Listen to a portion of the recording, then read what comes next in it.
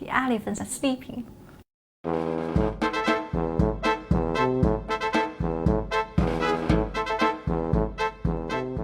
This herd of wild Asian elephants traipsing across southern China is like a top rock band, except it's getting more publicity than a band manager could ever dreamed of.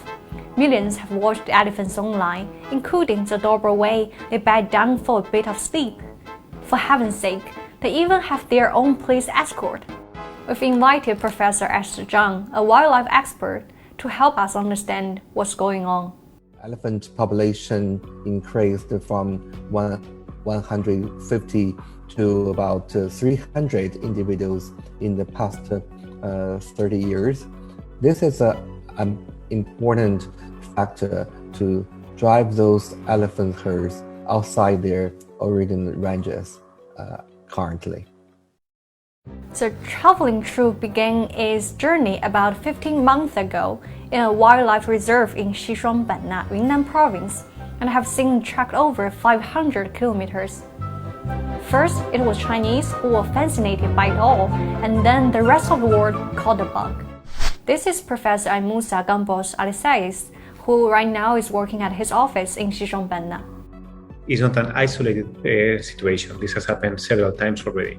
Okay, so then as we speak right now, we have another group of elephants in Xishuangbanna Tropical Botanical Garden, where I am right now, which are in the same situation as the Kunming herd, but this one didn't go very far.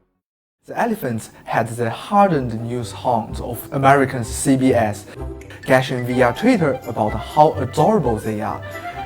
Even usually starlit Associated Press decreed that the elephants had become international stars. And now this social media news organization published a video of the nap routine that attracted more than 500,000 views. Here are some of the moments that have been most mentioned on the internet. Let's take a look. An elephant turns on a tap. This baby's elephant struggles to get out of ditch. And elephants go about destroying some poor farmer's hard work.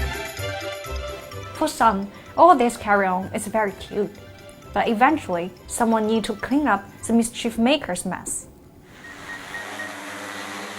Among them are elephant experts and firefighters who have kept a lid on things and who will no doubt be given leading roles when someone eventually make a feature film about all of this. This has been a very good kind of situation for them to showcase many of the good things that are happening with the Chinese elephant conservation. The most important thing for me is that they have been very patient. So then it's always very tempting to try to take a strong action and try to capture the elephants, or put them in a truck, or try to drive them back with heavy vehicles. As we know that China may be the only country have elephant crop riding compensation to local farmers. It is a really effective measures to mitigate the human-elephant conflict in all elephant range areas currently. The most important thing to put into context is that living with elephants is very difficult. So what happens is that eventually elephants began to get out of the protected areas, and they found that nothing happened to them. That no one was chasing them, that no one was kind of harming them. And then they became more confident, which made that they could go out to other places. And also, I want to emphasize the importance of habitat restoration. Okay, there's an opportunity now to recover some of the habitat that was lost to other things in the last 40, 50 years. So I think now we should be thinking about what kind of future we want, what kind of landscapes we want to have. Sometimes it takes simple things such as those wandering elephants to draw us all together. And this herd of elephants and their story remind us of how much we have in common.